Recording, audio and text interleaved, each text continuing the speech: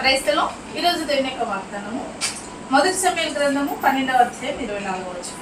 ఆయన మీ కొరకు ఎన్ని గొప్ప కార్యములు చేసినో అది మీరు తలంచుకోండి. దేవుడి వాక్యం నేర్చుకుందాక ఆమె అవును. దేవుని యొక్క వాక్యం సెలవిస్తుంది, దేవుడు మన కొరకు ఎన్ని గొప్ప కార్యాలు చేశారో మనం తలుచుకోవాలంట.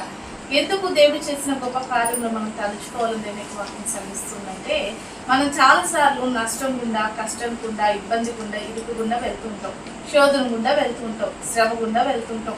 ఆ పరిస్థితిలో చాలాసార్లు కృంగిపోతాం. ఎవరు తప్పిస్తారు, ఎవరు కార్యం జరిగిస్తారు, ఎవరు సహాయం చేస్తారని ఆ పరిస్థితిని బట్టి మనం ఆధారపడతాం.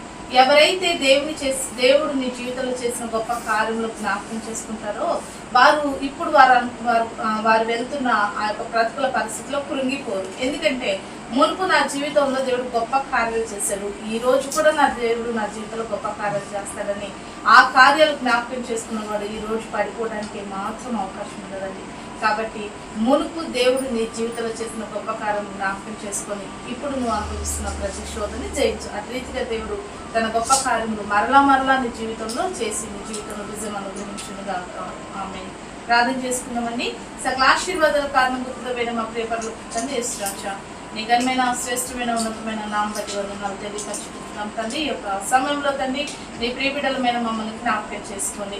ఏ బిడ్డ అయితే తండ్రి వారి శోధనలో కృంగిపోయి ఉన్నారో వారి జీవితంలో చేసిన గొప్ప కార్యం జ్ఞాపకం చేసుకొని ఆ శోధనలో కూడా ఆ గొప్ప కార్యాలు జ్ఞాపకం చేసుకుని విడుదల పొందుకునే కృపను దయచేయమని యేసు నామములో ప్రార్థిస్తున్నాం తండ్రి. ఆమేన్.